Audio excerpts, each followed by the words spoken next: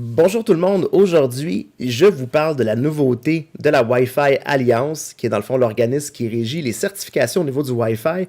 Ils ont sorti officiellement la nouvelle mouture qui s'appelle Wi-Fi 7, qui sera disponible d'ici le 1er avril 2024. Donc c'est annoncé pour être officiel dans le premier trimestre 2024. Il y a déjà des produits qui sont, dans le fond, avec la mention Wi-Fi 7, qui ont été développés par certaines compagnies, mais officiellement, le support officiel de la norme sera, dans le fond, disponible dans le premier trimestre. Cela veut dire qu'on va voir les premiers iPhones, les premiers appareils Android, les premiers portables avec des cartes réseau sans fil Wi-Fi 7 qui vont pouvoir vous faire profiter de la nouvelle technologie qui est rétro-compatible, bien sûr, avec les dernières versions du Wi-Fi.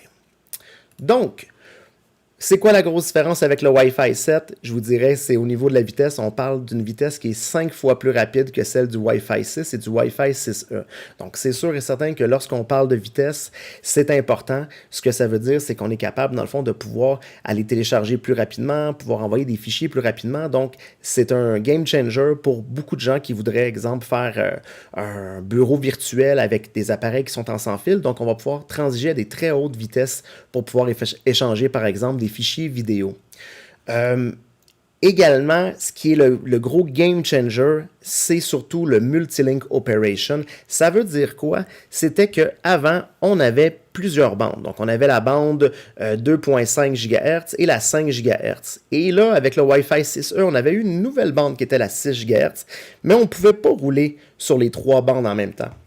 Avec le Wi-Fi 7, on roule sur les trois bandes, ce qui permet d'accélérer de beaucoup la force du Wi-Fi. C'est comme si on avait une autoroute avec plusieurs voies. Donc, ce que ça veut dire, lorsqu'il y a plusieurs voies, moins de congestion. Et quand on dit moins de congestion, on parle de moins de latence. Donc, on est capable de pouvoir faire des transactions plus rapides. Il y a un moins long temps de réponse. Donc, ça commence à ressembler de plus en plus à une connexion filaire où est-ce que c'est instantané. Donc, on se rapproche de ces latences-là avec le Wi-Fi 7. Également, on a une portée qui est plus grande. Donc, qui dit Wi-Fi 7, de Wi-Fi 7, on parle de 63 fois la portée que l'on avait initialement avec le Wi-Fi 6. Donc, ce que ça veut dire, c'est qu'au lieu d'installer une antenne à chaque exemple 200 mètres, on était capable d'en mettre une par 200 mètres. Donc, on va réduire le nombre d'antennes qu'on a besoin à l'intérieur de notre bureau. Donc, ça, c'est pas méchant du tout. On parlait du fil tantôt. En 2014, le Wi-Fi 5, le Wi-Fi AC avait été introduit, puis on allait avec une vitesse de 3.5 gigabits par seconde, ce qui était quand même assez intéressant parce qu'on dépassait le fil Ethernet du gigabit, mais ces vitesses-là étaient peu probables, on avait de la difficulté à les atteindre. Cependant, maintenant, on ne le voit pas dans le tableau de gauche, là, mais le Wi-Fi 7 est capable de rouler à une vitesse de 46 gigabits, ce qui est plus rapide que les fils réseau les plus vite qui existent, donc les fils 10 gigabits, qui sont un standard quand même, dans le fond, dans certaines entreprises. Ce que ça veut dire, c'est que là, avec cette nouvelle spécification du Wi-Fi 7, on est rendu que le Wi-Fi est plus rapide que le fil. Et ça va être un gros game changer parce que des entreprises vont peut-être faire le choix de dire on ne câblera pas parce que ça va être plus rapide avec le Wi-Fi et la latence est tellement rendue basse que les gens qui disent « Ah, le Wi-Fi n'est pas fiable, c'est pas fiable », on est rendu qu'on a les mêmes vitesses dans le fond de latence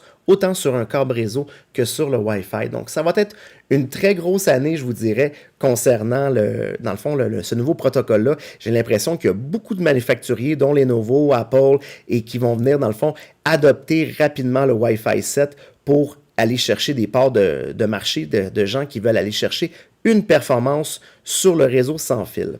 Alors, je vous remercie beaucoup d'avoir assisté à cette vidéo-là et je vous invite à le partager si vous avez trouvé ça pertinent. Bonne journée!